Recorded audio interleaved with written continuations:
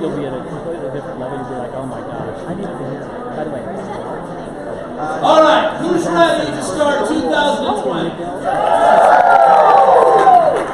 Let's make some noise. We had an amazing year. Congratulations on all you accomplished in 2019. And yeah, guys, I am so pumped for everything we're going to do this year, and we have a great meeting today. So welcome to 2020. Yeah! I have to tell you, and it could be me, I swear this group can get louder than that. Can we just try again? One more time. Let's have a great 2020. Imagine if you brought that kind of energy to every presentation. Did you hear the good news? The Astros cheated in the World Series. The Dodgers are almost vindicated. Okay, we want to thank our sponsors, American Home Shield and VHT Studios, and of course, Inspiro. And slide to the next slide if we can. If you are from Inspiro, can you please stand? Woo-hoo. Yeah. They're downstairs on the first floor, as you know. Doors are always wide open for you. And thanks for all you are doing in Inspiro. We're hearing great things every single day. Appreciate all you're doing. If you've got an opportunity or a transaction that you can send their way, make it happen, give them a shot. Okay, next slide. Okay, relocation referral incentive. Am I doing this announcement? I want to make sure Heather's not. Okay. So, for every qualified outgoing referral you place through relocation, your name will be entered into a drawing to win gift cards for dinner and a movie. I'm going to talk a little bit more about relocation momentarily, and you know when I'm supposed to do it, and if I don't, holler at me. But guys, this is an amazing source of business. I can't say it now because I'm not going to say it later. I've got to say it later. So, dinner and a movie plus probably hundreds of dollars in a referral. Make it happen. Moving on, Century21Everest.com. Take a look at the opportunity. I love the Deliver Extraordinary. If you haven't seen what Danette and her team have put together, it is really extraordinary. Take a look on the website.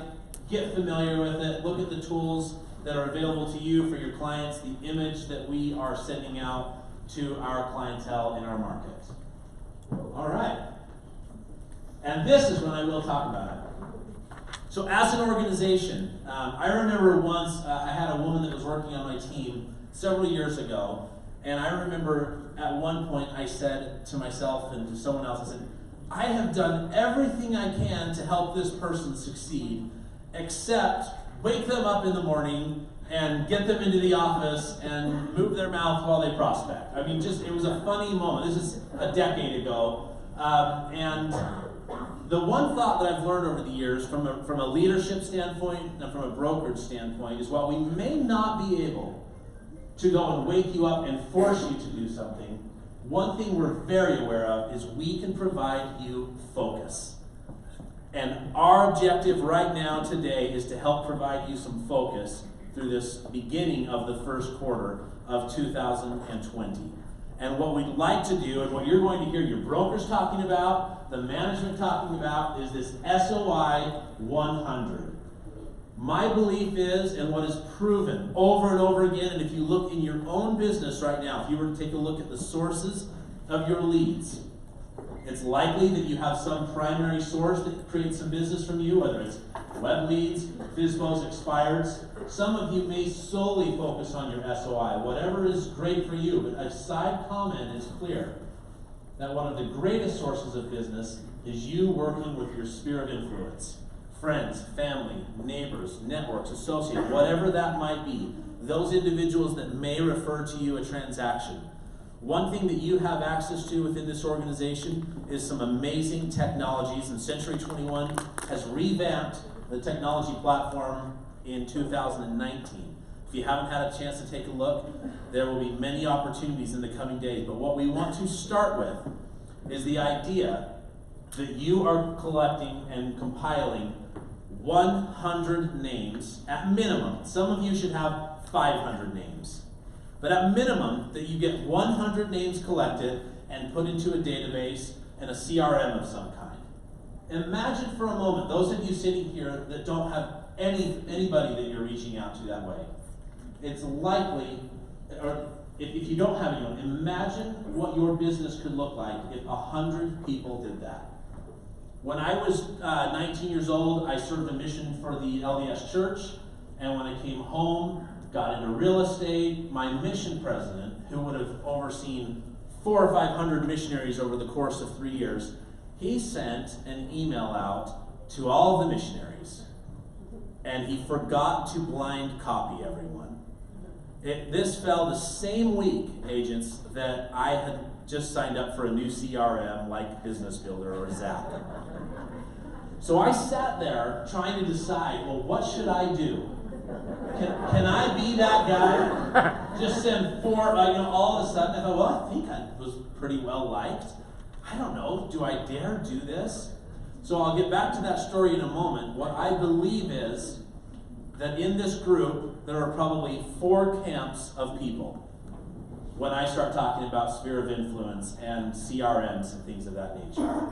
And the camps are the following. Number 1, I already do it. I'm rocking my SOI. I've got people. To those of you, I say, let's figure a way for you to get creative and get 100 more names on there. What can you do to take it to the next level? Next camp is going to be those people that are going to say, I'm not going to do it. I'm not going to do that. I can't be that guy. They associate the idea of communicating with friends and family in SOI as being like a snake oil salesman. When we say something like, who do you know that I can help? What you feel like you're saying is, who do you know that I can make money from? It might make you cringe a little bit. That's the second camp. To this group, I would say, and what I've learned over the years is there's nothing wrong with informing people. Are you willing to at least, and the word I like to use is notify. Would you be willing to notify people that you work in the world of real estate? And for those of you that might cringe a little at the idea of calling SOI and saying, who do you know that or whatever, put that aside momentarily and focus on the idea of, are there 100 people that I could place into a database and that I would be able to say, hey, guess what I'm involved in? Notify. The answer is yes, and I'm seeing a lot of head nodding. Let me see if I can remember the other two things. So we've got the people that won't, then you've got the camp, and people that I shared this with yesterday, if you remember.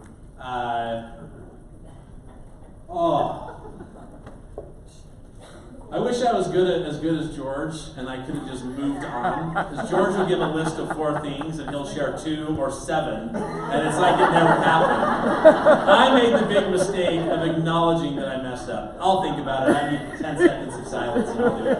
All right, let's move to the next slide. You're going to want to hear it, too, by the way. The blank slide is, is that where, no, that's not it. Okay, Alma Merrill. This is my 10 seconds I needed. Here you go. Woo! One woo. He's worth a little more than that. Thank you. So I wore my tie today. Lindsay, where are you at? There you are. You're usually right there. Where's my slacks? Exactly. I walked in the office the other day and she goes, what are you wearing? Because I had this jacket on and I had no tie.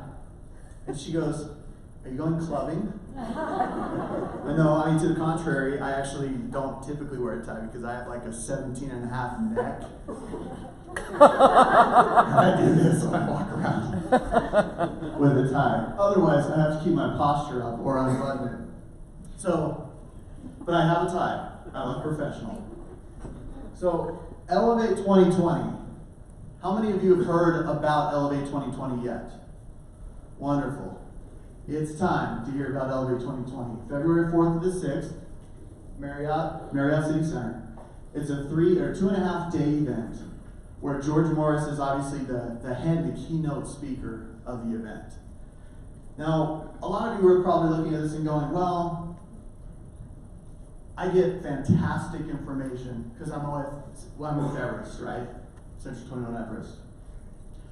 Look at it this way. This is a fully immersive system that we've put together, all of the professionals that you're aware of and that you know about have taken part, or most of them have taken part in putting this information together and making this event literally unlike anything you'll see this year. It is going to be completely immersive. You're going to talk about everything from scripts to dialogues, your SOI. We're going to have agent panels, team panels. It is going to be explosive information to help you launch your business into 2020. And I'm super excited about it. And if I may just share a little story, just a short one. It's like 3 minutes. I grew up in kind of an interesting circumstance. Most of us feel like we have. My story was one, I was left out of the education loop growing up. What I mean by that was, when I was raised in a family where my parents literally didn't believe in the public school system and education in general. They thought we can teach our kids better in our home, and so they called it homeschool, which isn't a bad idea if you actually do it. In reality, it was no school, is what happened.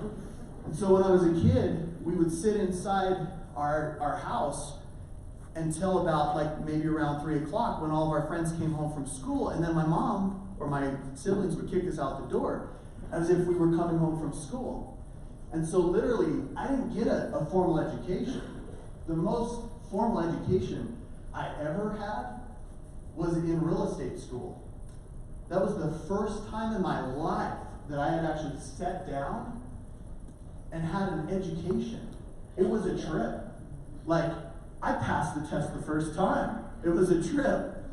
But the fascinating part about that, why I'll bring it back to this, is I couldn't read until I was 12.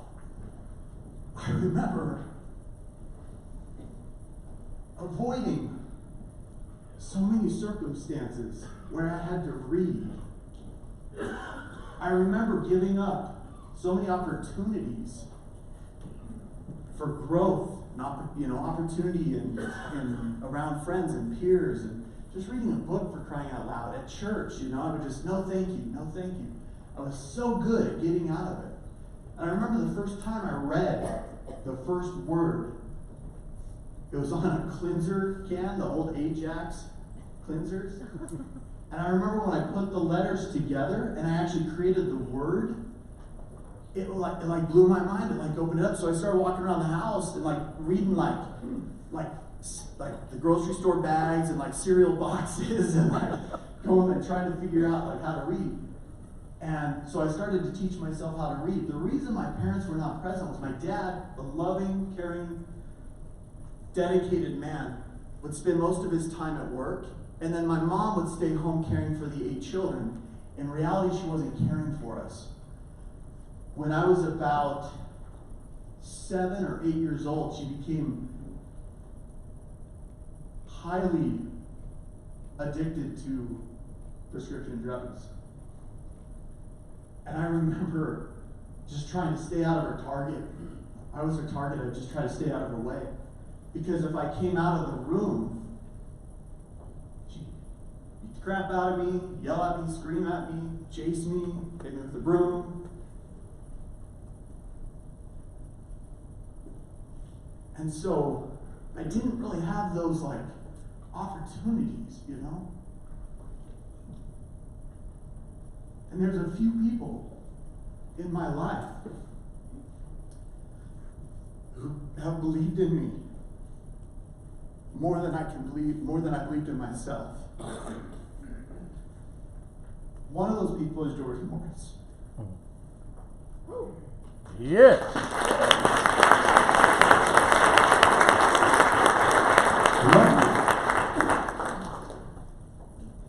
This guy, and I don't know that you know this, because I couldn't read till I was 12. I also couldn't write till I was into my 20s, about 22 years old. And so when I started my real estate business, there was one thing that George told me that really resonated with me, and it charged me, and it made me want to be competitive, and it made me want to grow.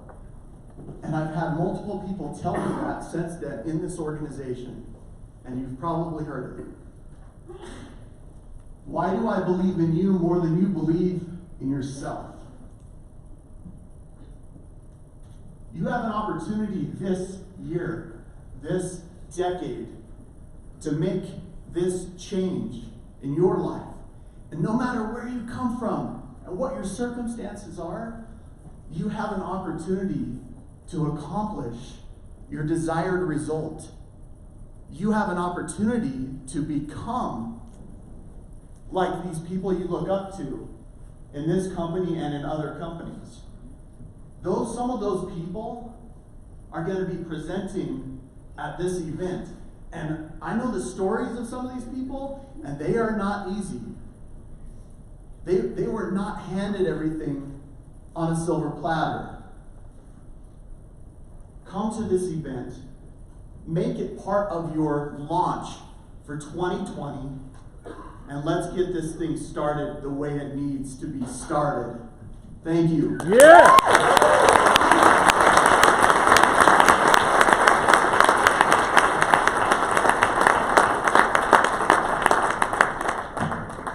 All right, Alma. Thank you. Will you announce Dylan in the back there? I will, but first I want to address the 17.5-inch neck thing. They sell, and I wish I didn't know this from experience, 18-inch neck collars. So you're good, man. I promise, you're good. Dylan Cooley in the back, elk killer, is in the back, and he is ready for you to help you sign up and get set up for the Eversail System Elevate event. Go connect with him. And I'd like to formally apologize for the elk killer comment. I should have done that to myself. I do have my other 2 items, by the way, that I talked about. So are you ready? So, just a quick recap. SOI 100, there are 4 things you might be thinking right now. The first one was that you're already doing it, so the encouragement, go get 100 more names. You can do that. Second camp is going to be those of you that are not willing to do it or scared to do it. Don't be scared, you are just notifying people. Back to my mission list story. I put that list together, sent it out to everyone, imported it into the system, and I'm telling you, it is still blessing my life today. My willingness to send that out to those people, it helped a lot then, but I'm still, even this, I'll say 2019, haven't seen anything yet this year, but even within the last 12 months, something as a direct result of that decision 13 years ago. The third camp are going to be those of you who are saying, well, I don't know anybody. Anybody ever heard that or said that? Well, I don't know anybody. I don't know 100 people. 2 thoughts for those of you. Usually I hear that from someone that's saying I don't know anyone because they're from out of town. Sometimes I'll hear people say that because their family's in the real estate business. And sometimes I will hear that from people just because they don't get involved. So the answer is this. If your family's involved in real estate, why not get creative with them and figure out how you guys can all connect together? You should still be notifying those people. If you're from out of state and don't believe you know anyone here, relocation, we talked about that a moment ago. And you should be marketing to those people that you know out of state that you're in the real estate business. You can still help them, you can still connect them with great real estate agents, and you can still continue to profit from that and benefit from that. So make sure you're sending those outgoing referrals. And then of course, the fourth camp, those that don't say they just don't know anyone. Get involved. If you care about your business, if you care about connecting with people and you just don't think you know anybody, go connect with people. Join a networking group. Join a church. This is not a join a church moment. But I'm letting you know that you should engage in something. All right? Let me fix that. Join a cult. I don't care what you want to join. Join anything, so there's no bias about anything. You can join anything you want. Get involved with people. How about that? And you'll start to get to know people. There are networking groups. You can go to a neighborhood party. If there's not a neighborhood party, you should start a neighborhood party. 100 people by February 28th. Who wants to get, or who will get, 100 names into a database by the 28th of February? Woo! Yeah.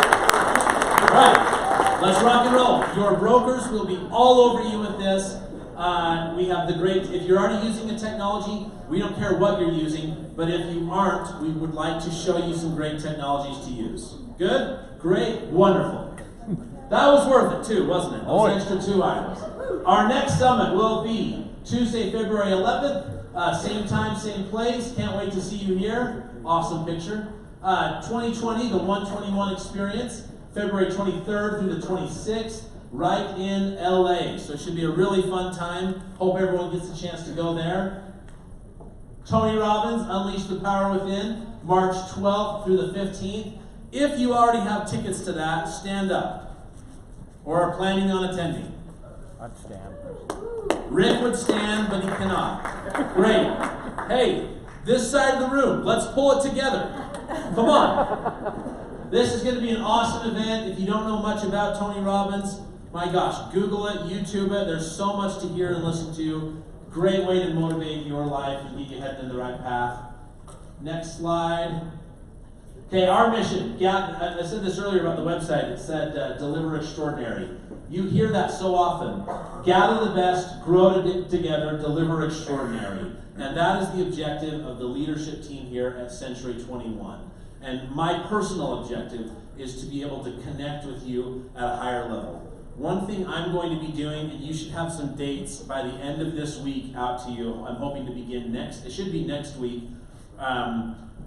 The day of your sales meetings in your local offices for the next few weeks, I'm going to come down and spend some time with whoever wants. Everyone in the office is welcome to participate and do some group coaching. It's just going to be another additional way to hit the ground running for 2020. So plan on your sales meeting day. I'll be in St. George next Wednesday, so Union Park, you'll have a different day.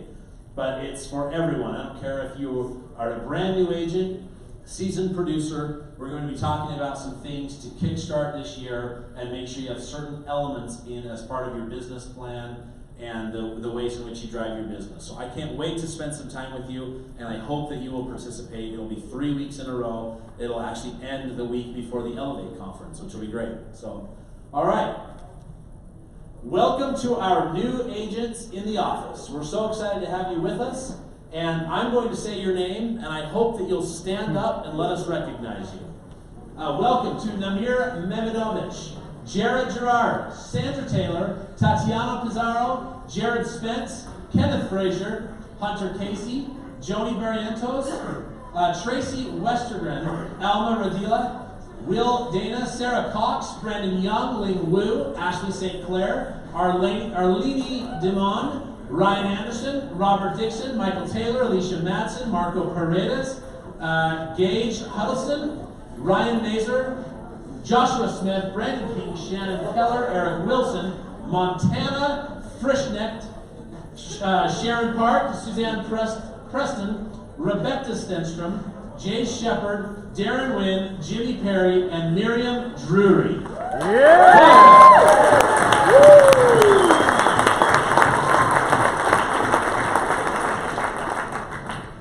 Sometimes I have a delay at the end of the name I'm not 100% sure on, because I've learned you just gotta go through it, try to say the name perfectly, and then after I'm judging myself is why there's a delay there.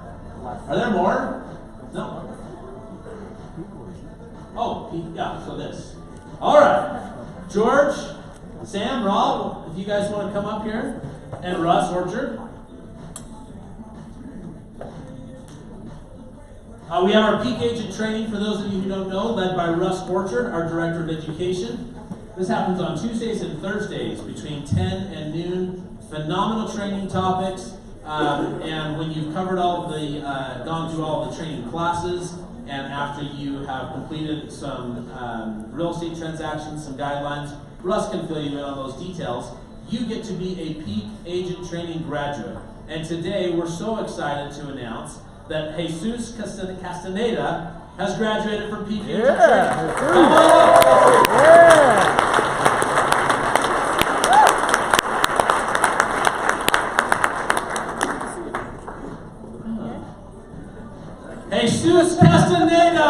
Just kidding. He's clearly not here. So, he's out selling real estate. So, thank you, gentlemen. Thank you, Russ. Thank you, Russ. Everyone else can say.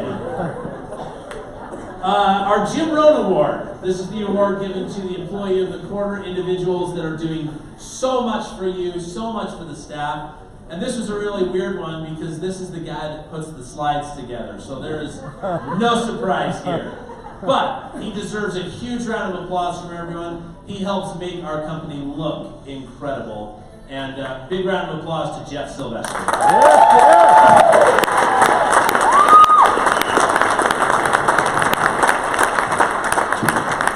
Whoa, Jeff gets Cafe Rio gift cards, Cheesecake Factory, and Chipotle. Let's get a photo.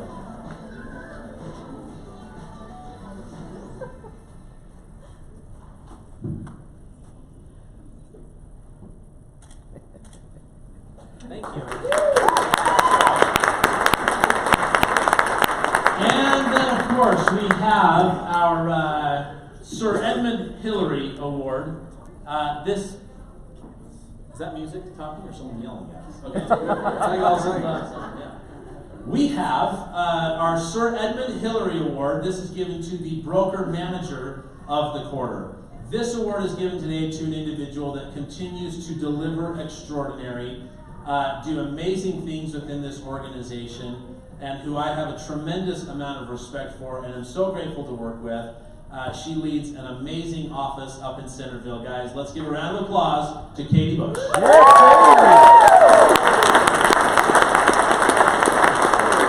she is. Oh, the long walk. This is great. Don't run. A fall could just be. And Katie gets Cafe Rio, Starbucks, and Chipotle.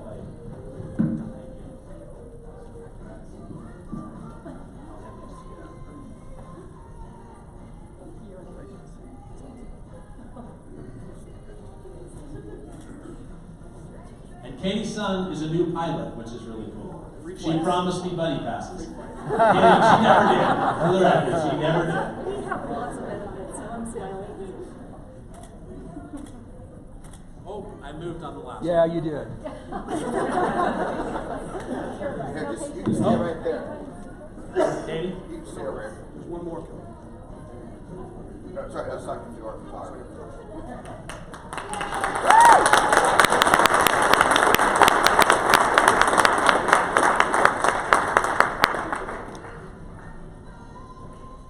Okay, and our Iron Man Award, which you may or may not be aware of, it is given out really collectively with some management and just some thoughts about any individual. There's a little ambiguity for what the criteria is because it allows us to not just pick whoever the top producing agent is, but also can be individuals who are making a difference within the organization, outside of the organization, or just doing some phenomenal things. And so the individual who's won it this time is often helping both inside, producing at high levels and has for years, and of course we know is outside the organization doing great things, and happen to have been the Utah Association of Realtor of the Year. And I haven't seen her yet, but Giselle Secretan is our fourth quarter Ironman for 2020. Giselle, are you here? That is awkward. But now, gentlemen, you can sit down. But we should, someone text her. Maybe we can get her on video conference and give us a speech.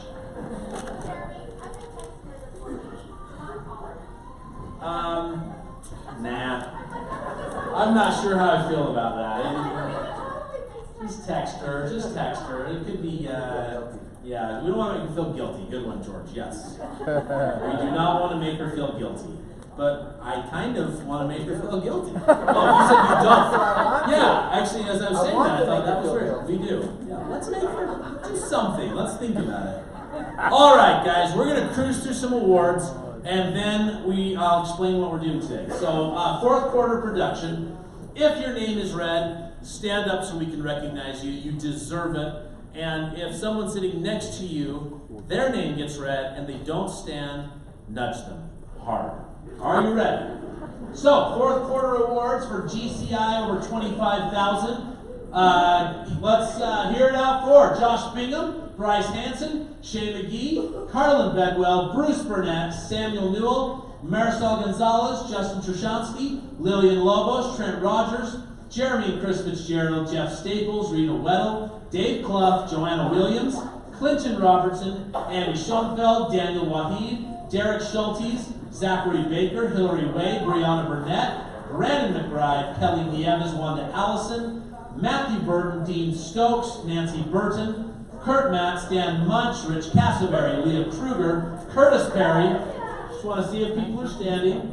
John Butterfield, Jeffrey Hansen, Aaron Christensen, Giselle Seckerton, Justin Crane, Mindy Daly, Evelyn Straczynski, Braden Buxton, Brian McKinnon, Renata Vernon, Chris Harper, Mike Cottle, Jeff Wilcox, Trent Hyde, Alma and Jennifer Merrill, Brooke Draper, Jenny Frame, Debbie King, Mike Hancock, Joanne Featherstone, Paul Ahotealoa, Mike Tafui, Scott Laxton, Ginger Law, and Angie Olson. Give them a round of applause.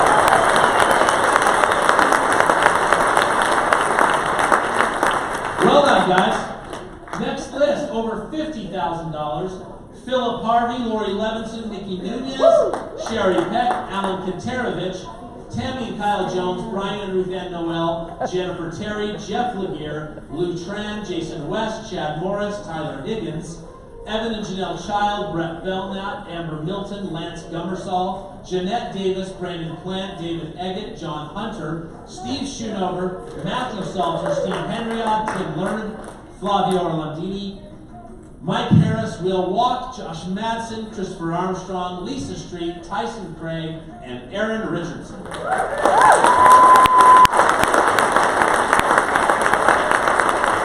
a big deal, guys. Let's cheer loud for them.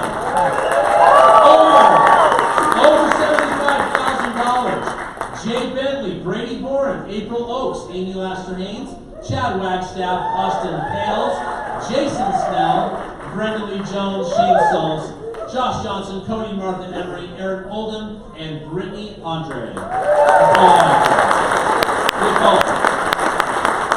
right, well done, guys. And over $100,000, Mr. Doug Carey, Deanna Haskett, Jessica Terry, Amy Clark, Ruby Reese, Heidi and Darren Castaigne. Good job.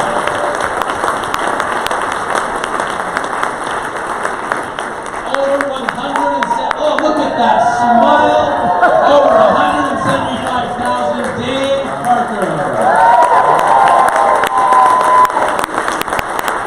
I think we need to show a little teeth in those photos moving forward. Come on, Dave.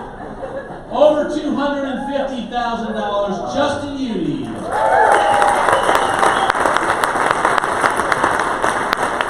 And over $325,000, Brian Burnett.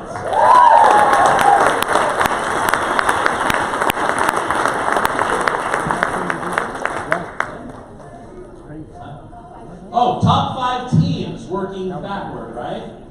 So, top 5 teams moving backward. Give these guys a round of applause. Number 5, Utah Best Real Estate Team. Stand, don't stand, whatever. Number 4, Justin Udy and team. Number 3, Josh Johnson team. Number 2, View Utah Listings team. Nice work. And number 1, Elite team.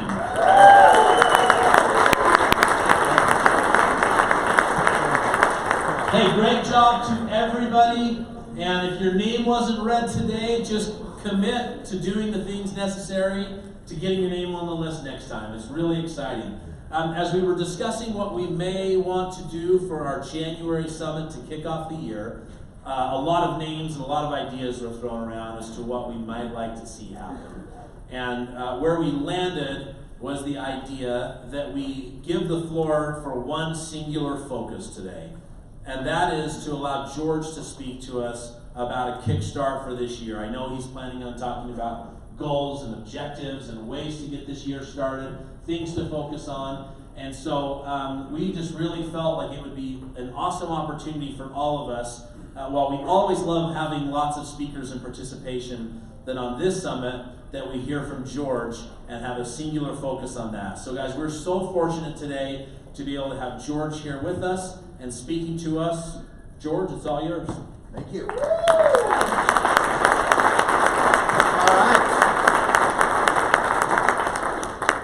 right, we're working. Yep, hear me back there? Christopher, you hear me? All right.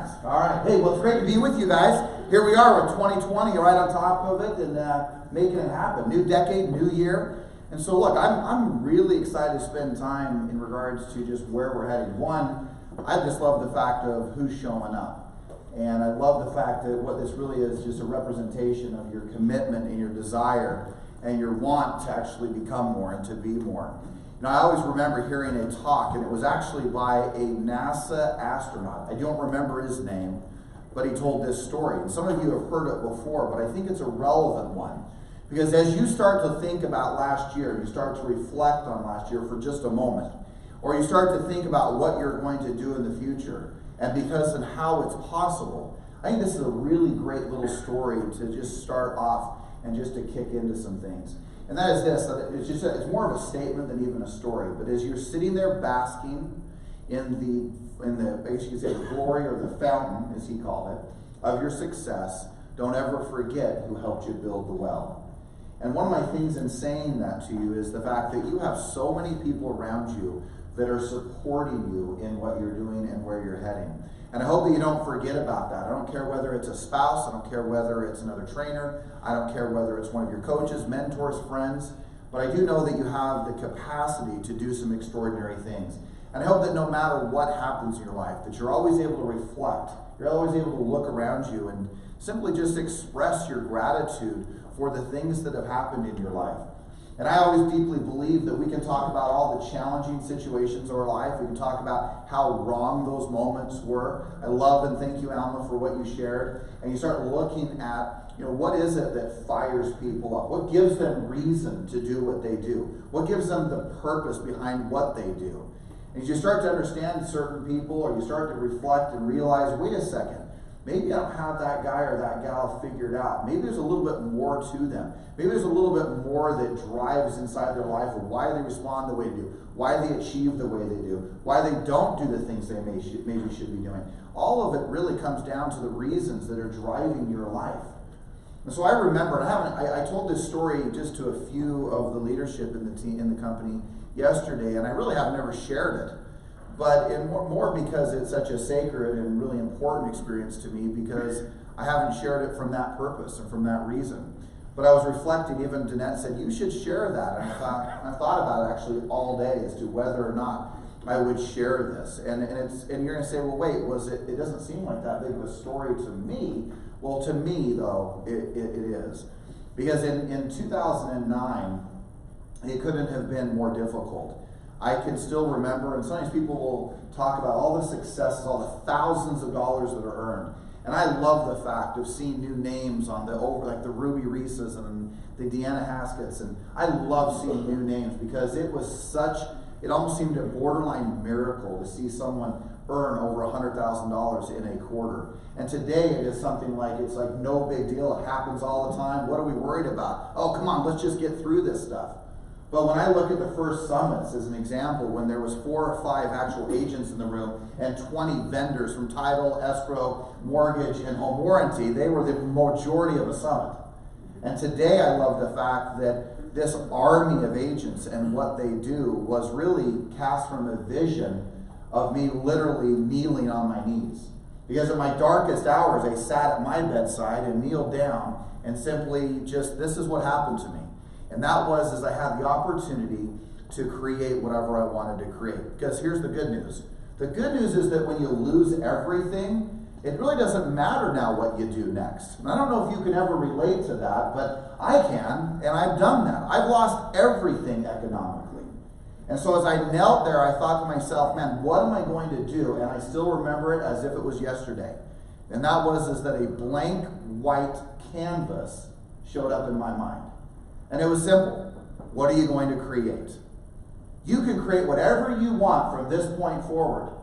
Well, it might not be 2009, May 27th to be the exact date of the anniversary of Everest. So it happened sometime in May. I don't know the exact day, but a decade and a few months ago is when that happened for me. So my question to you, here you are with a new decade. Here you are with a whole new year ahead of you. And what have you resolved to do?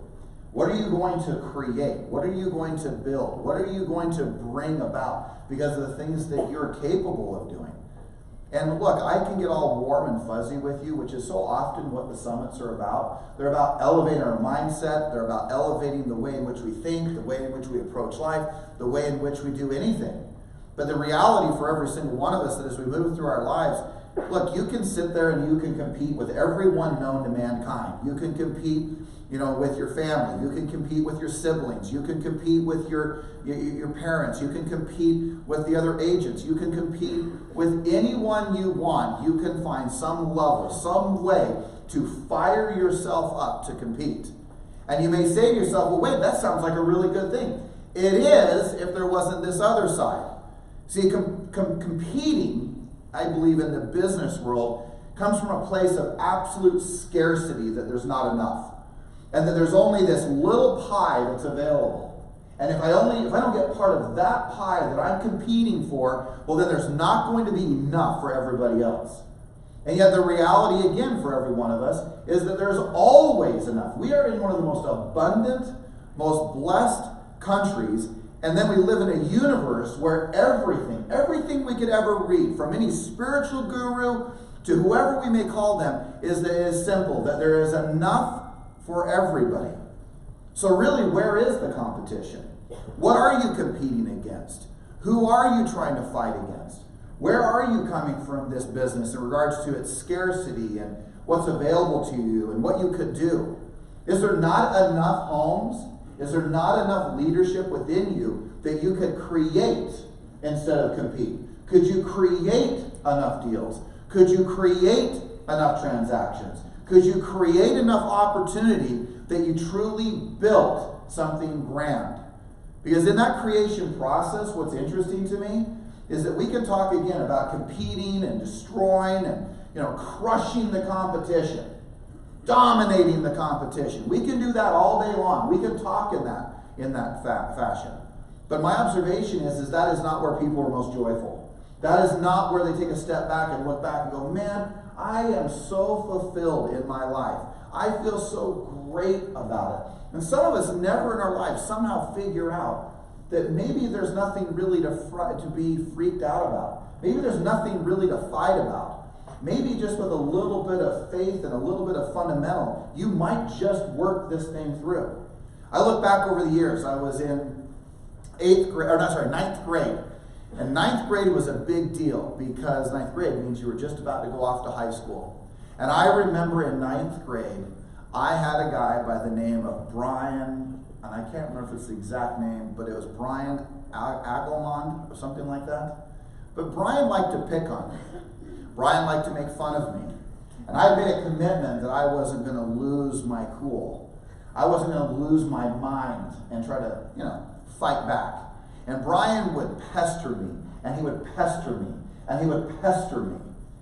And that came because of some fortitude that occurred the year before. Because there was another guy who, as I was walking into the gym, tripped me. And I realized at that moment, I was ticked off. And I stood back up, and in fact, on my notes, I've got right, left, right, because it went like this. Right, duck, left, right, and dropped him to the ground. And I was just like, and then I, of course, stood over him and said a few kind words to him. And then I stormed in like I had just, won the war, stormed out into the gym. And as I walked out of the gym, I hear this crazy man slurring, by the way, because I didn't realize at that moment I had broken his jaw. And as he was slurring his words, screaming, "You broke my jaw," he then tried to come and attack me, and in a gentle, very formal way, I took him in a headlock and started still hitting him in the face. I mean, you're like, oh my gosh, who is this guy at the front of the room? But my point is that it was at that moment, I'm telling you, it is at that moment after I was sitting in my seminary building. True story, I went to seminary right after this, need a little religion at that point. I am sitting there and the vice principal comes into the office, or right into the seminary room, and we're watching a movie.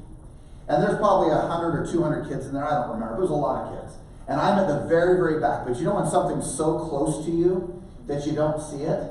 So I am sitting like in my chair here, and the vice principal is standing right there behind me, and they keep whispering back and forth, the seminary teacher going, we're trying to look for George Morris. We can't find George Morris. Oh, I saw him walk in here. I know he was in here. Finally, by the time this all happened, I went, I'm right here. I still remember that moment. They're like, you need to come with us right now. So I remember storming off to his office, and they put me in there, sat me down, expelled me for the day. And I remember all of those moments of complete freak out. I remember my dad getting a phone call, the other parent calling, them yelling at each other, we're going to sue you, you will sue you, your son tripped my son, blah, blah, blah. All this freak out. That's what I think about, freaking out. I want you to think about last year how you approached the business. Were you freaking out? Were you in panic? Were you freaking out, wondering where the next deal was going to happen and come from? Are you freaked out even now, knowing and believing, like, what does this coming year look like? What are rates doing? What is this doing? What is that doing? All of these things have nothing to do with whether you're going to be successful or not. They really don't. I believe there is a true epidemic in the industry, and that is that it's a lot easier to focus on everything you can't control than to focus on what you can control. And most of us, we will get into that rut, that trap, and we'll start paying attention to, well, what are the rates doing? Oh gosh, well, what's the market doing?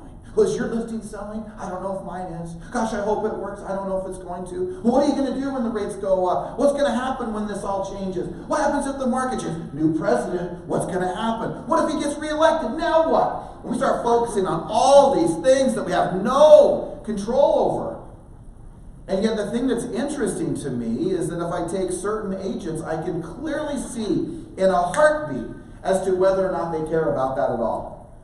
And so to Jeremy's point, as he said, is that our job is to get you to focus on the right stuff. And I'm going to challenge you that if you focus on all the freaking out that is possible, all the things you can't control, well, then it's going to be a real tough go. It's going to be a real challenge as you move through this thing.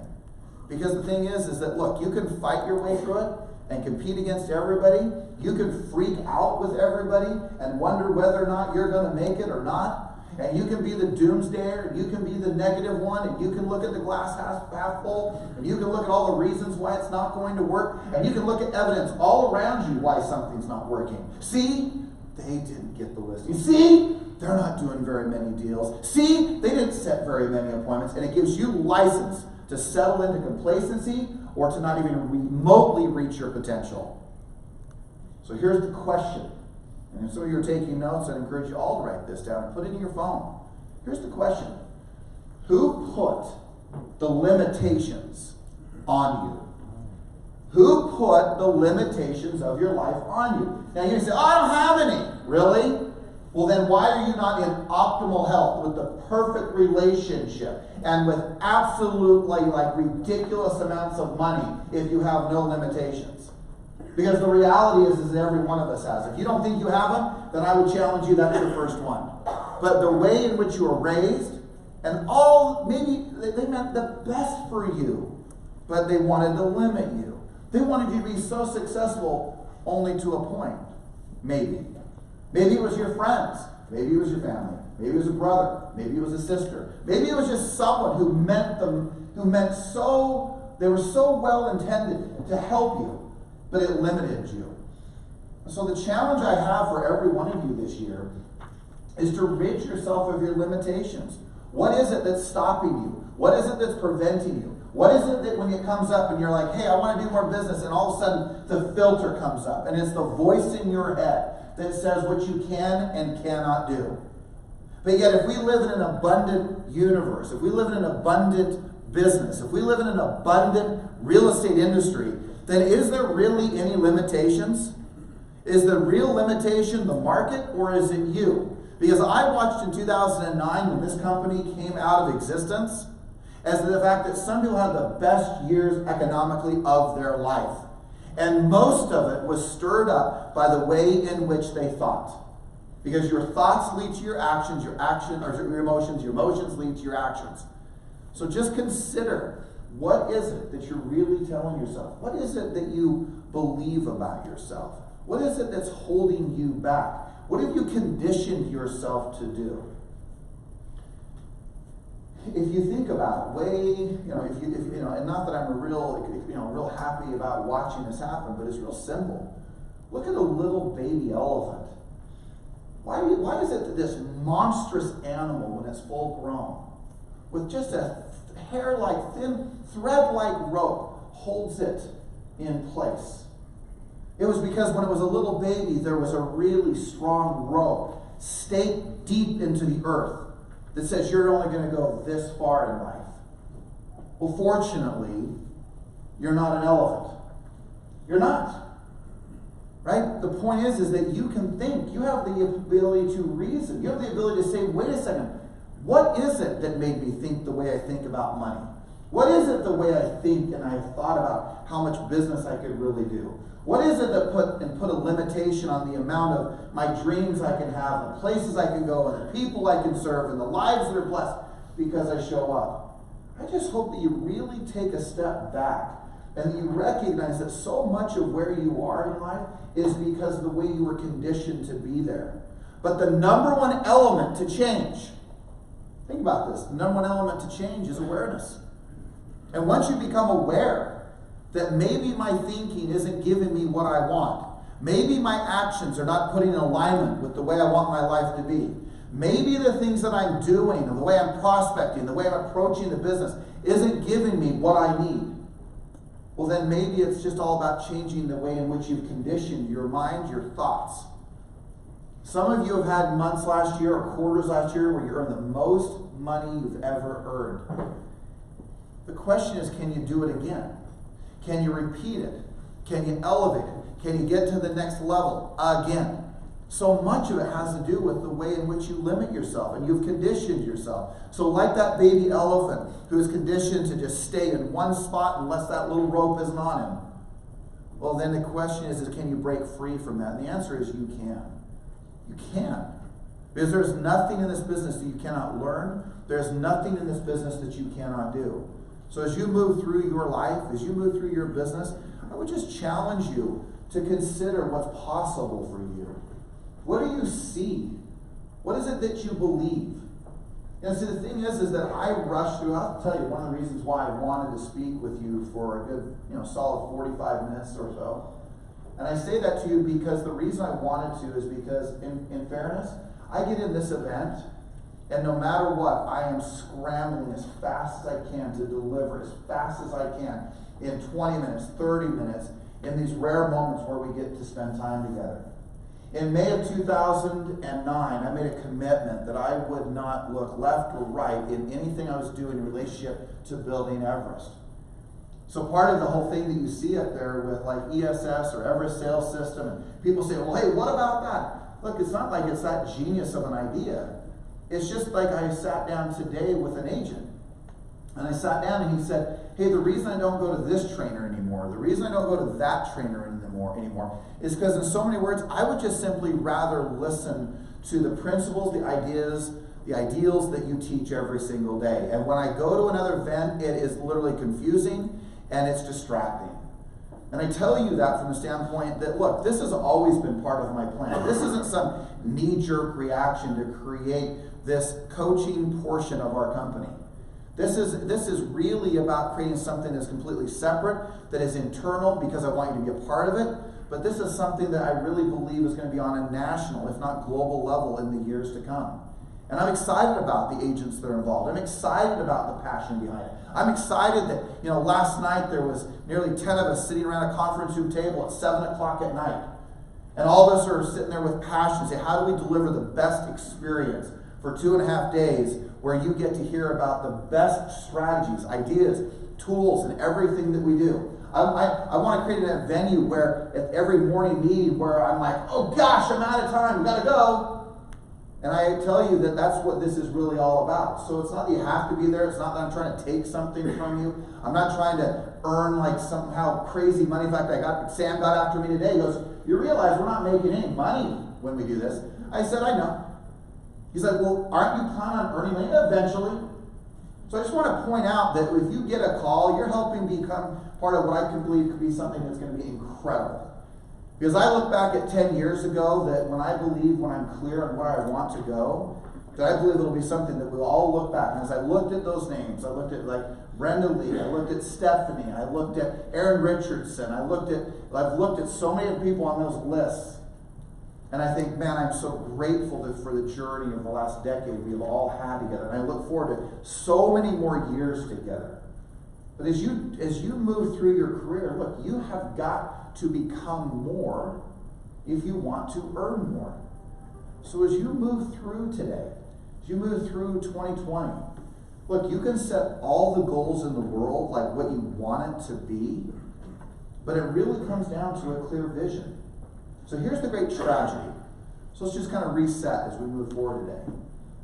If we talk about vision, right, it's kind of where we're going. I talk about often like, what do you see? If I'm a team leader, I have a team, I'm always thinking, is your leadership good enough to expand on a message of vision, to galvanize the people around you because it's big enough for not just you, but the people you lead? Is your vision big enough? It's always a thing that I'm asking myself. As I said to most of our leadership team yesterday, I said, I always hope that I have a big enough vision that you can see yourself here. I would hope that if you're on a team, that your vision with that individual who leads you, that is big enough that you see yourself there. I watch people so anxious to change things, and yet they're changing things, but they're not progressing through things. And progress is not always an absolute. Change is, progress not. Be wise, be careful as you create your vision and where you're going. And as you start to see it, realize that some of the great challenges of a vision isn't so much that you can't see what's possible, it's that you somehow lose sight of how it's possible. Now think about what I'm saying. It's not that you lose sight of what's possible, it's that you lose sight of how is it possible. Meaning you don't see the word that was used today from that agent was, the system. I use a different word. The path becomes foggy. You can't really see. Like, how do I get there? Like, I can see the top of the mountain, but I'm not quite sure how to get there. And we lose sight of how to get there. The how.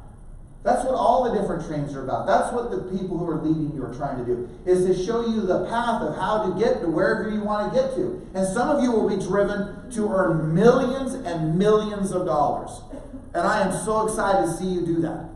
But I also will see people who just simply want to earn a few $1,000s. They want to be able to pay their bills on time. They want to be able to pay off their home. They want to be able to have an investment or two. They want to be able to be more free and be able to have more freedoms in their life, to go see more people, help more people, do a few more things. I don't know what it is, but I do know this. Whatever it is for you, if you make it important and you get clear on where you're going, why you want to go there, I can promise you, here's the thing I have realized.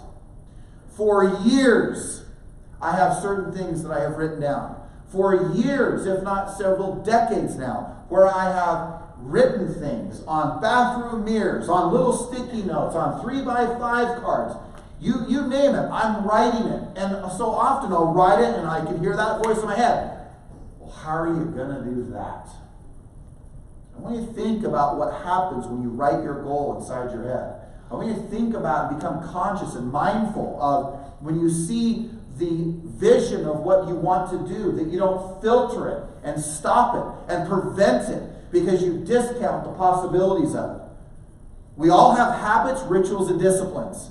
And those habits, rituals, and disciplines are very interesting. They all create patterns in our lives. Someone says something, you show how it can't be done. Someone else says something, someone else says, let me show you how it can be done. It's just the way you may be wired. But you can change every pattern that is not serving you, every ritual, every discipline, every habit, because you can change. You can progress. So if you have the habit of always pointing out what and how it's not going to work or what's wrong, how about you gain the habit of pointing out what's right and how it's going to get better? You say, well, what's the difference? It's a big difference, and it's a big difference in the experience. It's a huge difference. I found myself, and I said this in a smaller meeting, but I want to repeat myself. I had a big aha a few weeks ago. My son Isaac, I look at him and I just want to boil inside. I'm boiling when I think, I'm boiling now. Because I look at him and I go, oh my gosh, if I had won your talent with the opportunity that is given to you to do whatever you want to succeed at, and then I watch you, I just cringe at times inside. And I found myself, and I don't know if any of the parents here can appreciate this, but every time he'd show up, I was so easily could see everything he wasn't doing right. It was like automatic. Well, I have been doing that, I believe, for a little bit of time, a while. And then I said, you know what? No more.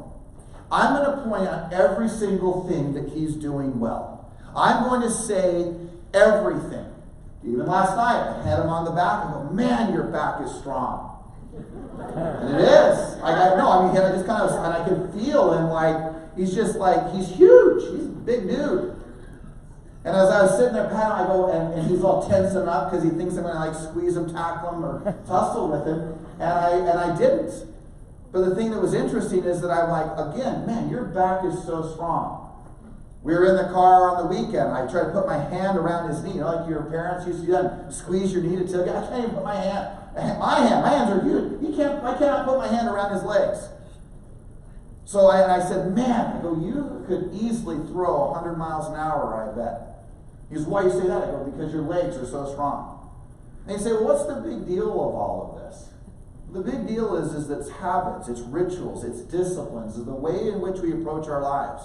And some of us get stuck in pointing out everything that, hey, we ourselves are not doing, and we beat the heck out of ourselves. Or then worse yet, even, I don't know, better yet or worse yet, we then pick on all the other people who aren't doing what they're supposed to be doing, or how they could do it better.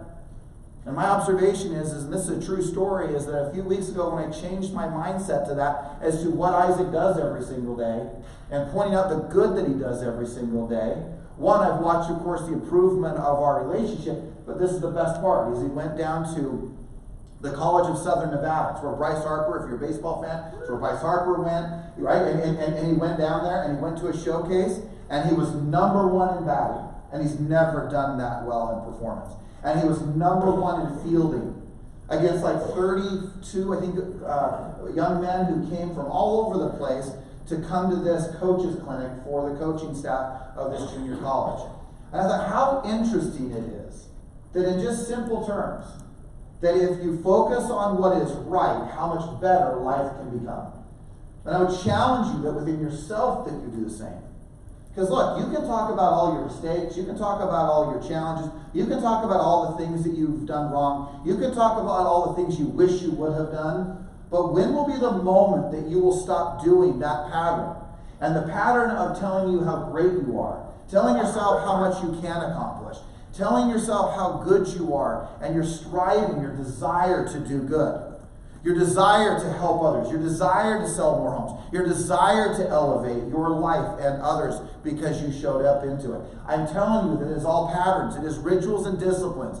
And if you can change one thing, you can change that. And every single religion, politician, civic leader is always trying to change your beliefs. So why on earth can't you change yours on your own? Why on earth can you not change the way you think? If someone wants you to change your beliefs in deity, why can't you change your beliefs in who you prospect to? It seems like you should be able to do both. Right? It seems like you should be able to change the sources of your business if you need to, want to, versus if you want to change your political will, you can. So just realize that, look, the person who's in control is who? Who's in control? Say me, right? Me. All right, hold on, that was just so bad. Me, right? Say me. Hey! Right, because the fact is that you can control you. You can't control your family. You can't control your spouse. You can't control your partner. You can't even control your own dog or cat. Cats are the worst. Well, I don't have one. I want a cat. I love my dog. My little Snorky. He's like this little, I love him. And this is what he does. I go, come here. He literally turns away, walks out the dog door. I'm like, were you trained by a bunch of real estate agents? Like, where did you get your training? I say, Prospect, you guys go get lunch. I mean, it's like hilarious. I'm like, you should like knock doors. Yeah, well, we went to Starbucks. I'm like, I want you to think about like how you're doing things. You can change it all if you choose to. Because look, the quantum leaps that you see, and you see when the individual gets it. So again, today will be the time that you get it. Where when you realize, like, all of a sudden you get it. The ahas happen. See, it's been a long time since I've told this story, and please forgive me if you've heard it, but I also think it'll put a smile on your face. But years and years ago, I used to be so into four-wheeling. I loved to take a vehicle down to Moab and the Red Rock and to make every effort you could to be as extreme as you could, as challenging as it could be. And as life has gone on, I'm like, okay, I don't need stress there and here. I'm like, I take it a little more easy. But there was a day when Rob and John Sy and I, we would go down there all the time, and we would take these stock vehicles, right? They haven't been ramped up, elevated, and big knobby tires. And I'd take something that's right off the line and go, oh, I can handle it. And I still remember, this has got to be a long time ago. I don't know how many, this could be close to maybe 15, 20 years ago, Rob. But I still remember going down, and maybe some of you will be aware of this because you have Moab like I love Moab. But it was a trail called Pritchett Canyon. Has anyone ever gone down Pritchett Canyon here? All right, a few of you. All right, a few of you diehards. I'm impressed. All right. Well, we went down in a stock vehicle down into Pritchett Canyon. As you go down into Pritchett Canyon, there's about two like drop-offs that are about as tall as these tables. And you drop down into the first, then you drop down into the second, a little, maybe like 10 feet, and you drop down into another. There's like 2 or 3 of them. And then you go all the way down, and you get to go down to the bottom of it, and you get to see a place called Pritchett Arch. And it's a beautiful arch. Well, we never got to see the arch. I've seen it since then. But because as we were driving and going down, what we came upon was a lot of rain. Now, do you know why it's called Slick Rock? Does anybody understand why it's called Slick Rock? Because when it rains, it is like an ice skating rink. And so we start, going down, and then as we're going down, the trail kind of, sort of forks, and you go to two different directions. Well, we passed all of these ramped up, again, souped up, big engines, huge tires, Jeeps that could climb from here to like the top of Mount Everest. I mean, it's like that type of quality of machine. And they saw us down there, and they kind of like said, how'd you get down here? I'm like, well, we just drove down here. Well, you're not going to be able to get out of here. And of course, in my most humble ego, I said, yes, in so many words, yes, we will. And we went different directions. Then I have to tell you, and Rob knows this, I went, oh crap, we better get out of here way before they're at the entrance, before we're at the entrance, or this is not going to be good, because it's going to take us a long time. We're going to build all these things to get back up, because we realized we weren't going to be able to get back out the way that we got in. So we start doing this, and first of all, we started going down the trail really fast, and then, again, if you're in four-wheeler, and I hit my sidewall into a sharp rock, it is pouring rain, and the tire blows out. Oh. So all of us are literally rolling around in the mud. We have no special jack, the one where you're like in the middle of the sand, building this thing up, trying to get, it's great. You realize why the foundations of the avenues don't really work real well with sandstone, because the more pressure we put on the jack from the vehicle, the sandstone would just crumble and crack. We kept doing this thing. Finally, though, we got it changed. So we get it changed. We can see out back in the distance. These guys are coming. I'm like, let's go. Come on. So we finally get to the entrance. And I have my dog. And this dog is an American Eskimo. His name is Connor. And Connor was a dog that knew how to freak out. because it could not stop barking for the life of me. So we start going up this thing, and we're all there, like, thumbs up, it's all gonna be great. We've kind of made our little trail, like little tiny rocks going up to the next thing, and we get up, and again, it's been raining, and I go up to the first one. I do get my front tires on. That was the good part of this whole thing. But as I kept spinning, I hear Rob start saying, stop, stop, stop, stop, stop, stop, stop. Because I started swaying off and I was spinning out over to the right. Well, off to the right was like this 25, 30 foot rolling hill. It wasn't a cliff, but enough that it got your attention. Enough to where you're like, okay, stay away from the edge. Right? And so then we stop, we reassess, we try to do it again, and I get closer to the edge. Well, at this point, guess who's there? An army of Jeeps led by a Jeep that says, I always say, if I ever tell this story, by the way, if he's in the room, you were really rude to me, just for the record. Because you came up and lost your freaking mind. And I still remember the whole thing. It's like drilled into your, do you need to have your head examined? I just remember him repeating, do you need to have your head examined? I'm like, oh no, I don't think so. I'm 24, it's great. You know, my mind's great. I got it all figured out. Hey George, Okay. point out, this was the one time he had absolutely nothing to say. I have nothing to say. I was like, yeah. Yeah, I'm going to the neurologist right after we get back. So I'm telling you this story. It has meaning to it. I want to make sure we're clear why I'm telling you this stuff. Because as we're going through this thing, and then of course the one guy is freaking his mind out, yelling at me, screaming at me, literally. And then my dog, as we start to go, he's like, "Rah, rah, rah, rah," and I am just like, and my feet are shaking. And then you know when the seatbelt won't click because it's like, you know, stuck. So I'm like, and so here I am going over this treacherous area. I'm not belted in. My dog's screaming. All the people scoffing, mocking, making fun of me. It was like really one of the great moments of my life. Oh my God. And as I was going, I remember there was one guy in the group who leaned into my window and he said, "Hey, don't worry about that guy." I'm like, "Well, I'm pretty worried about him." And he's all, yeah, he has a temper. He was a former whatever, I don't know what he was, in some part of the military. I'm like, okay, for some reason it made sense,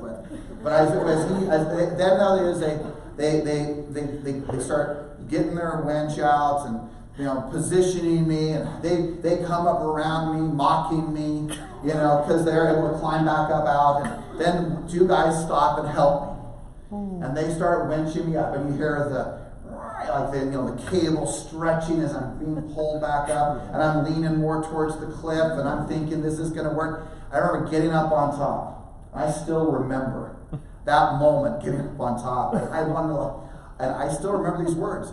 It is this simple, by the way, because this is why this applies. Because you see these quantum leaps, and it's simply this. I remember saying to myself, "Oh, I get it." And what I got was, do not go down in a vehicle like that anymore. Now you may say, like, well, that seems like common sense. I know, but the most uncommon thing is common sense. So I just want to point that out. Right.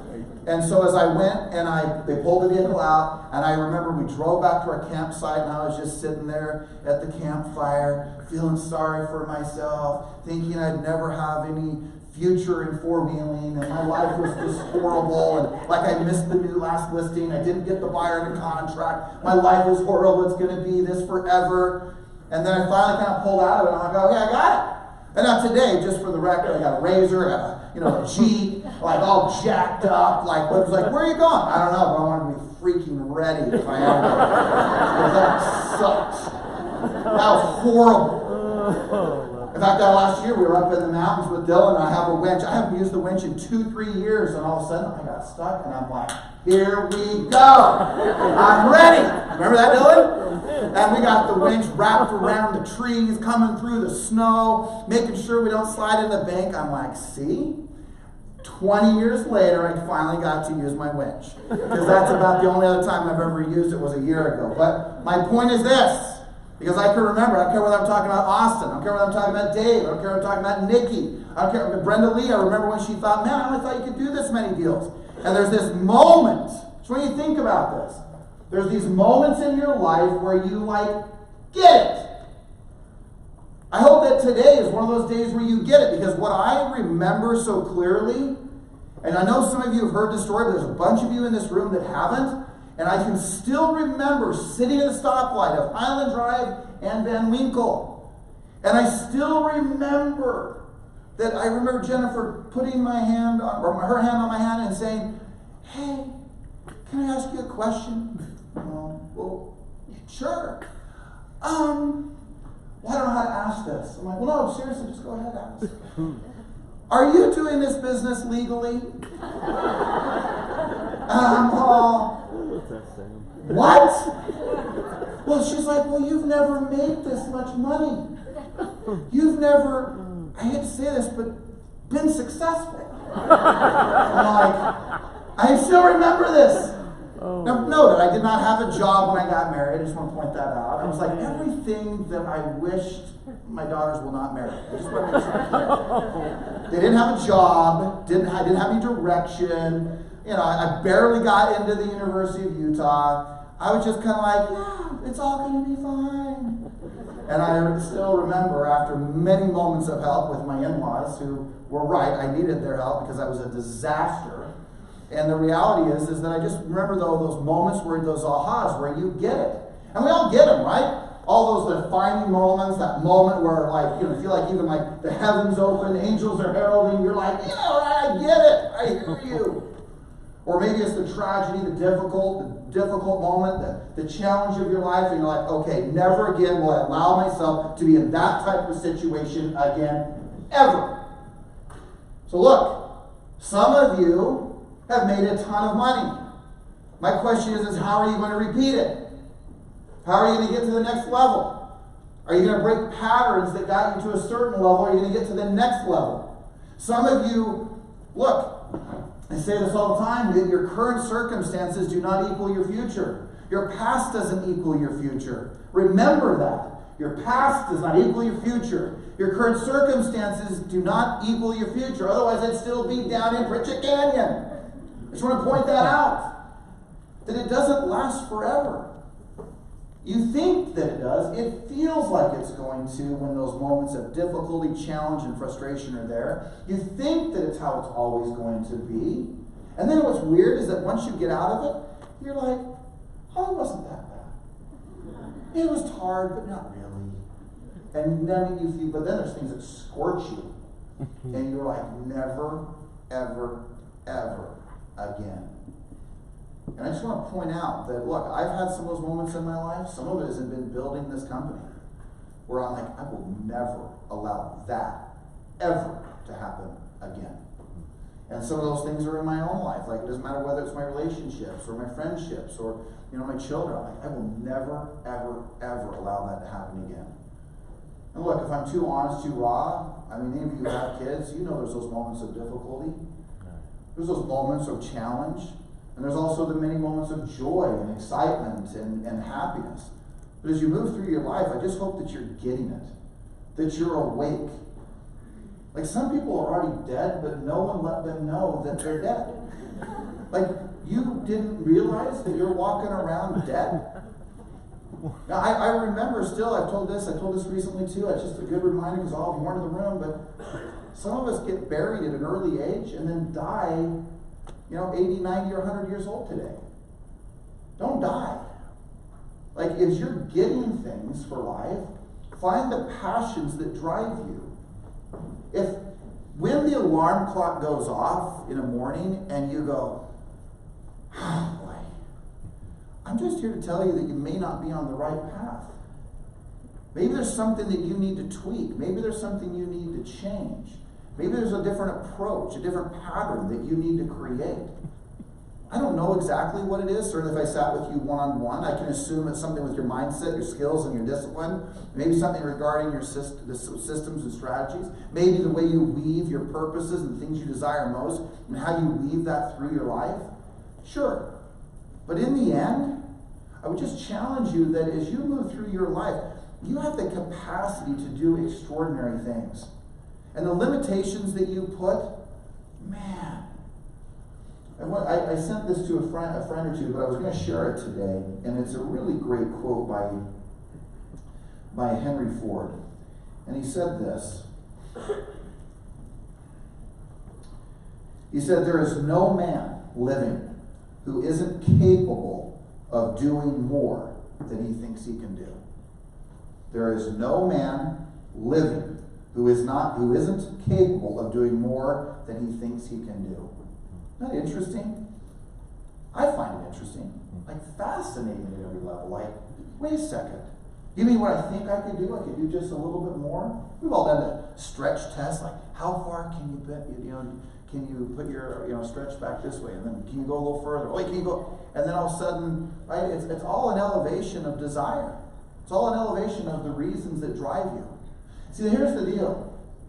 Let's just assume that you have a friend that you're observing, and you watch the fact that their house, unfortunately, is burning down.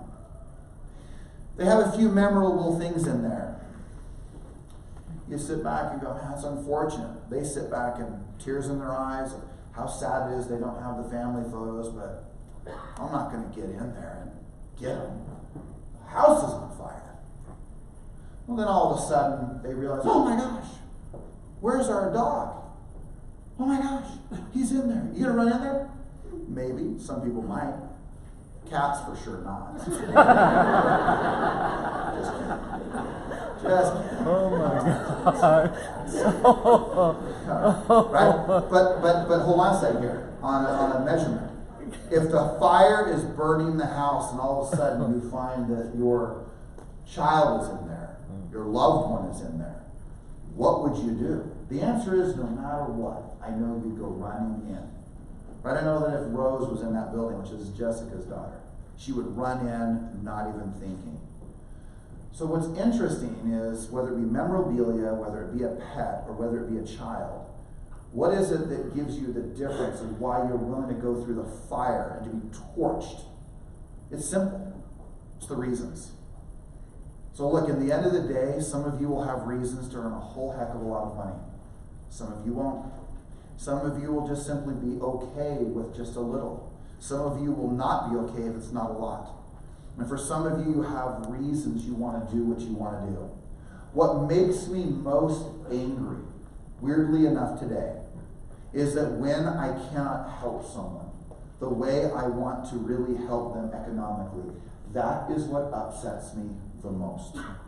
It is not whether I can pay my utility bill that upsets me. What upsets me is, am I making a big enough difference? And it fires me up to where I sit back and go, wait a second. Could I ever just sit back? Could I ever just really, truly retire? Could I have it be to where I really, really don't make a difference? I don't think so. I think hell on earth is really, really this, having no responsibility or never really making any level of difference. That's really hell to me. But here's the thing that's interesting. We'll close with this. Where are we on time? Yeah, we'll close here about 1:45. But here's in closing. Now closing means 10 or 15 more minutes. Just want to make sure you realize that, Dave. You got that, right? Dustin, you understand that, right? Okay, just check it, Michael. You understand that, right? It's got a little smile on his face over here. But in closing, just this little deal, right? Whether you check the records of what it means that a psychiatrist gets someone on the right track, a social worker gets the family on the right track, the psychology of whatever it may be. Now take just coaches, take mentors, take your closest friends, take the people who you trust the most. In almost every case, what every one of them is really doing, and frankly, look, in the end of the day, it's what I'm doing today. I'm trying to do one thing. Change the story you tell yourself. Now, it may be elevated, really rock it off its axis, and truly let it be something totally different. But some of you, you've heard me say this before, but look, there's some of you in here, you've got to divorce the old story. And you really need to engage and to marry a new one. Because the fact of the matter is that everything about your life that you have is based on the story that you've been telling yourself. It's the excuses. It's the rationale. It's the, well, I would if I could, and I would if I had that, or it's the be, do, have, right? It's, well, if I had that, I would do that. Then I could be that. I could be just like you, Dave. Well, if I had what you had, then I would do what you're doing. It's not how it works. You got to change the story. If I want to be something, then be that first. Then you'll have what those people have. Because then you're doing what they do.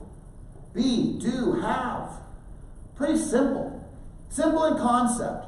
Because everything up here that I've talked about is like, okay, well, I've heard that before, no big deal. All right. I'm just trying to rock you just a little bit on your story. Because some of you are in this massive level of complacency, thinking that it's totally okay with what you've been doing. But if you are not growing, you are dying. And if you are saying, hey, I'm just going to coast for a little bit. Coasting is flatline. Coasting is the heart monitor going, beep. You are dead if you are coasting.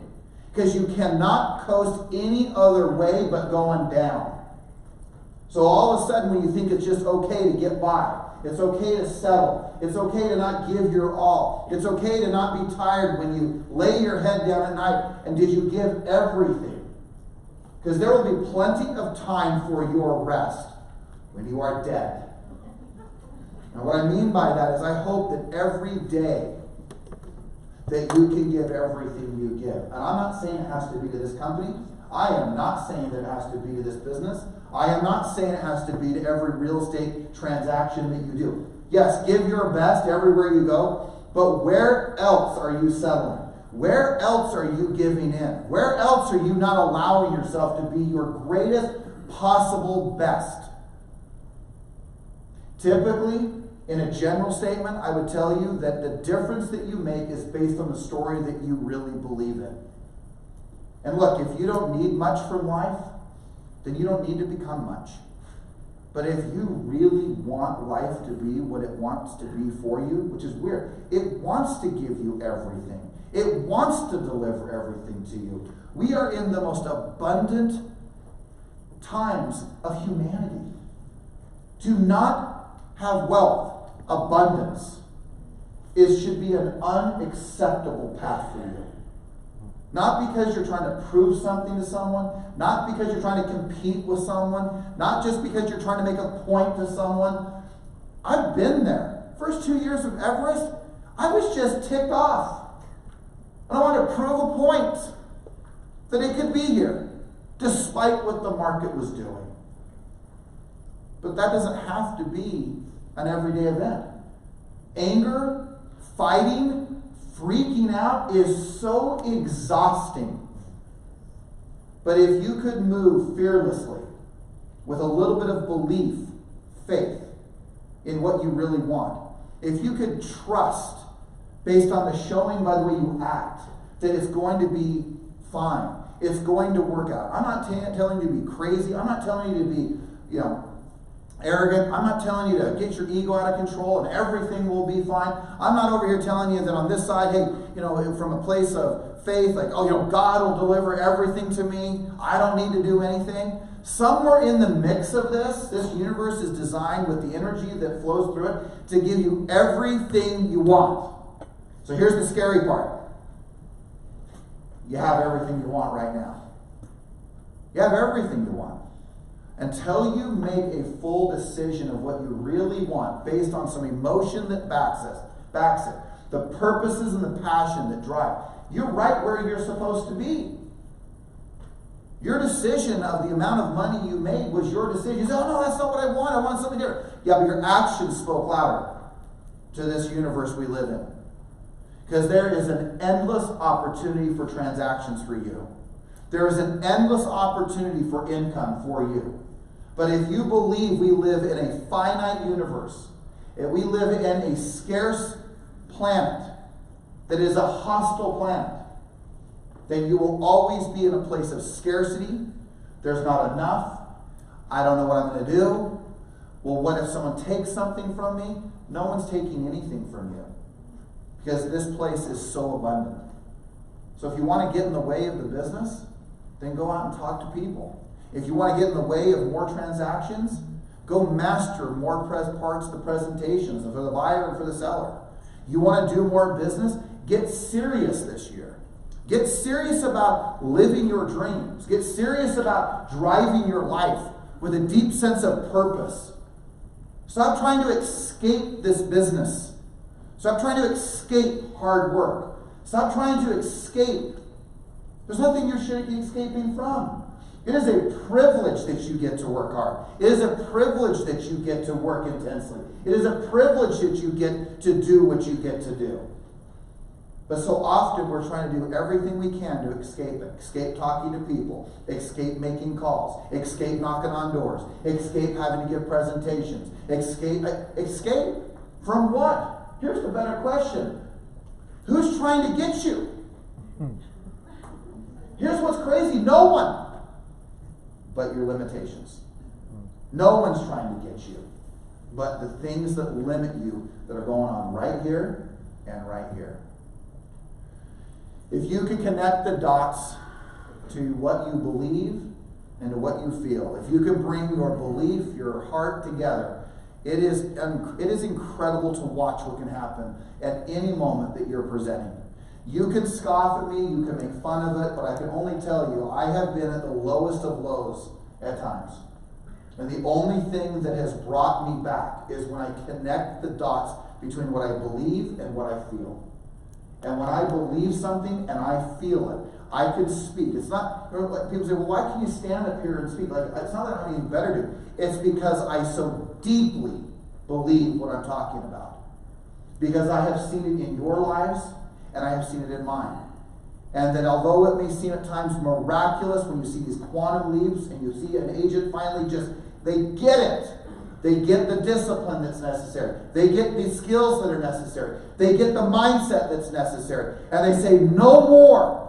A complete resolve, a resolution, a revolution, a change completely to the way you've done things.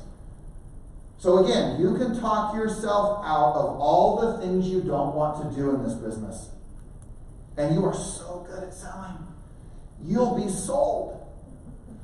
I don't really like talking to people. I'll just email my way to success.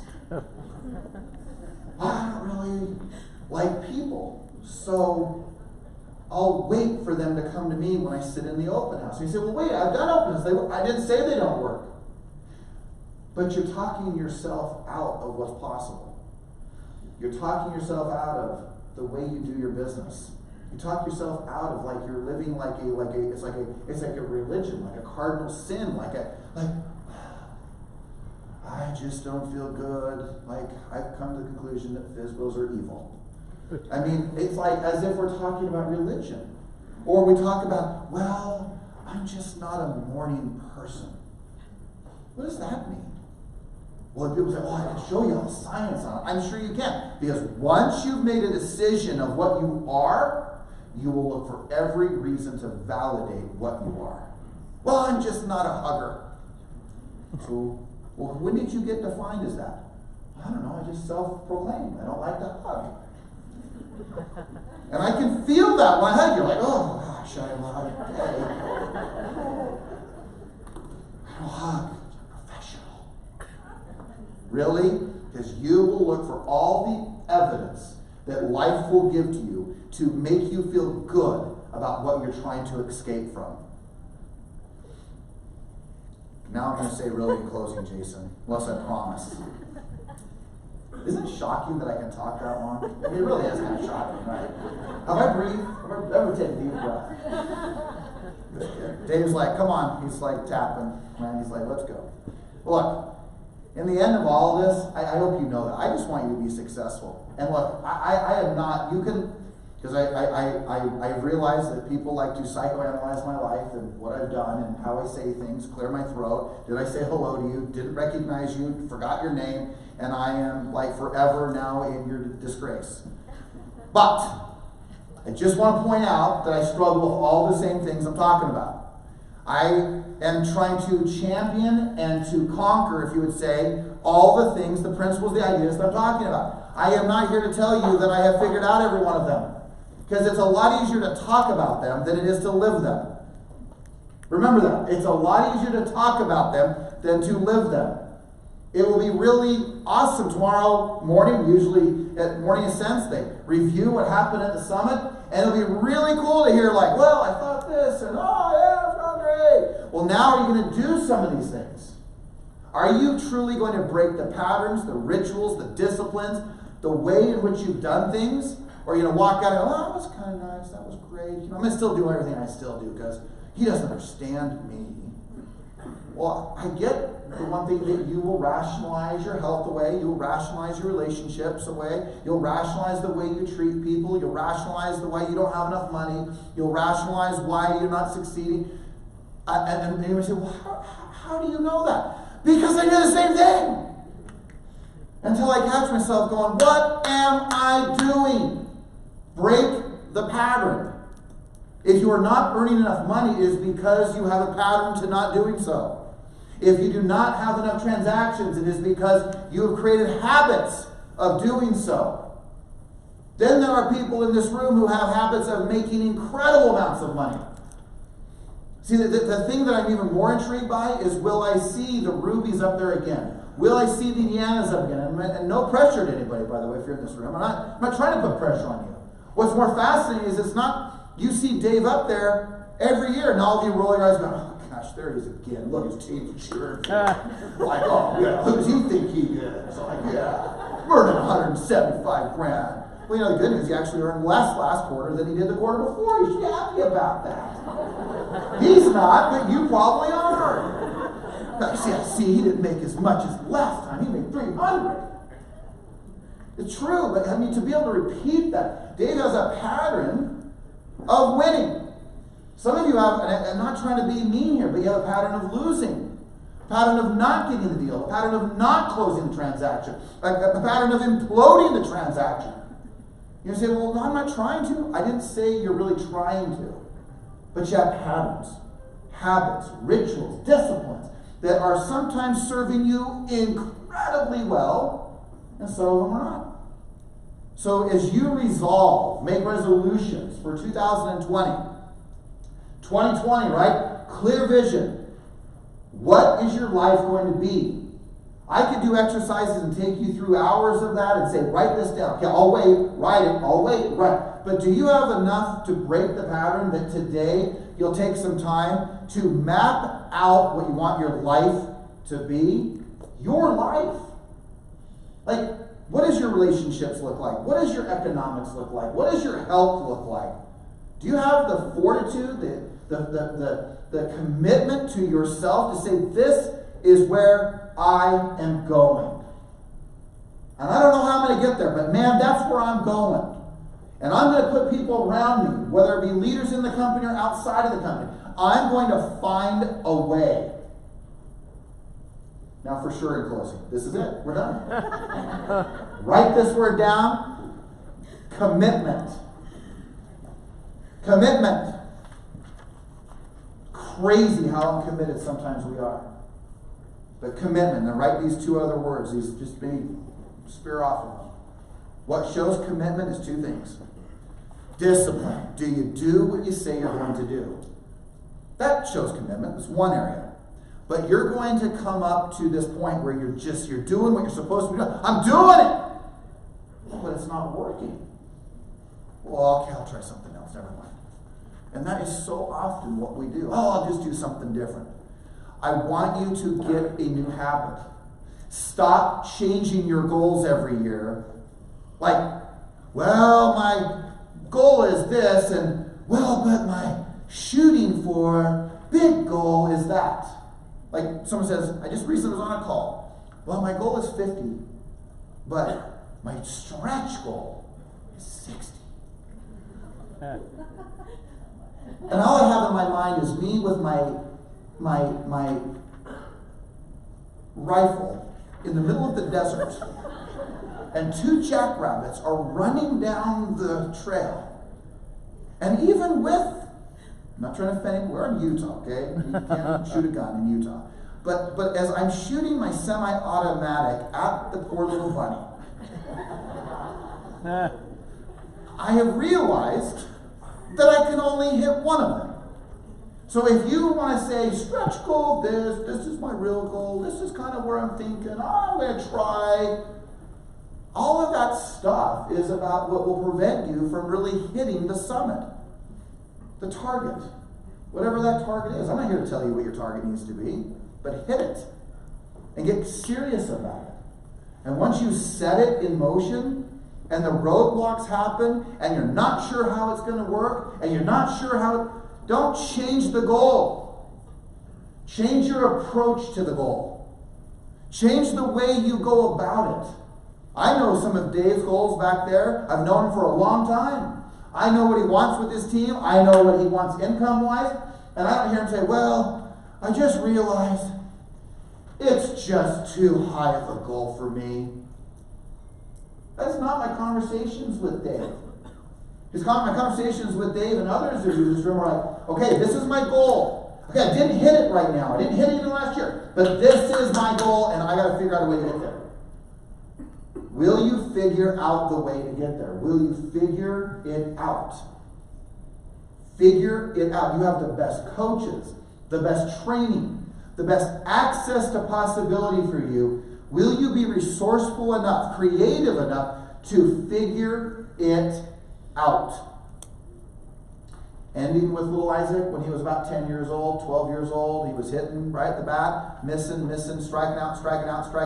I pull him out of the dugout like that obnoxious parent, get down on my knee, look him right in the eye, and said, hey, point him in the chest. Yeah, hey, figure it out.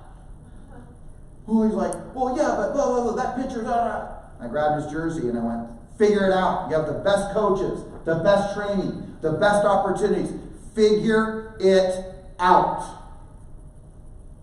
And then he went up to bat. Would be a good story if it wasn't the right answer. And that was as he hit a freaking bomb out into left field the very next at bat. Interesting. Figured it out at 10 or 11 or 12 years old, whatever he was. I don't care how old you are. Give yourself the credit that you can figure anything out. You're smart enough. You're bright enough. You're intelligent enough. And we'll always look for everyone outside of us to give us an answer. But man, just in that quiet moment, what if you asked yourself the question, how do I earn more money? How do I accomplish my goal? How do I hit the mark? And I promise you, you'll figure it out. Revelation, it's there, it's available. Whether it be through you or you say, hey man, it's from up above, but it will come. And you will understand what you're supposed to do if you will listen. Allow a moment of quiet. Allow a moment of meditation. Allow a moment of connecting your mind, your heart, your soul. And see what might happen. See what can come together as things are revealed to you. As you come to a clear understanding. As you elevate your literal education. Because you can get there. Look, whatever your goal is, hit it. Whatever your summit is, go for it. If it gets a little challenging, a little turbulent, stop dismissing the goal. And start getting serious about how do I figure out the right approach to my goal. You have pioneers in this company that have sold so much more real estate than I ever will. I don't care if we're talking about Nikki, Jessica, Dave, Justin, others, Brenda. It doesn't matter who. Here's what's so cool. Is for some reason they have figured it out, and some reason sometimes others won't. Doesn't that intrigue you? It's not like the lottery. This isn't a lottery business. As special and cool as I think Jessica is over here, she's actually not that special and cool. She's just doing the deal. I mean, I think she's special and cool. I love her, like family. But I know that, now she might not think you can't do what I'm doing, but I believe that you can do what she's doing. Because I watched someone who got it when she was earning $100,000 a year, and all of a sudden now she earns $100,000 a quarter. It's interesting how it changes so fast. So what is it that she got? What did she figure out? What changed the whole course? What made it different? That it seemed like, oh, it happened overnight. I know it didn't happen overnight for her. Because she started asking questions. How do I figure this out? Here's my goal. How do I get there? Here's my goal. Okay, change my approach. Here's my goal. I'm not going to change my goal. How do I change my approach? And I have this firm belief that she will own an island that she'll invite me to with her helicopter that she always talked about. And I want an invite because I believe she'll figure out a way. You have the capacity to figure out a way. I promise you, you do. Some of the most darkest moments of my life have been in building this company. And I figured out a way. And we sit here today, together, united, family, looking out for one another, because we figured out a way. My dependence upon your success is such a great relationship. I cannot succeed if you do not succeed. The leaders in this company cannot succeed if you don't succeed. So stop pushing away from the help. Stop pushing away from what could help you and make so you work through the approach to figure out your goals. Find a way. If miracles can happen, they can happen for you. And yet at the end of the day, it won't feel like a miracle when you look back. You'll be like, oh yeah, I just figured out what to say, how to say it. Oh yeah, I did a little more than I thought I was supposed to do. And I just finally figured out, oh yeah, I got my mind right. I stopped thinking and sabotaging and damaging myself. Stop discounting what was possible. Stop limiting myself. Oh, I got my mind right, my skills right, discipline. Oh, magically. Boom, you start making it and seriously making it. And people look at you and go, oh yeah, they got lucky. And you know so much differently, those of you who have made it. So with that, let's have an extraordinary 2020. It is a privilege to be part of your life, to lead you, and to help you. And know that we're here to help you. So thank you for being here. Here we go.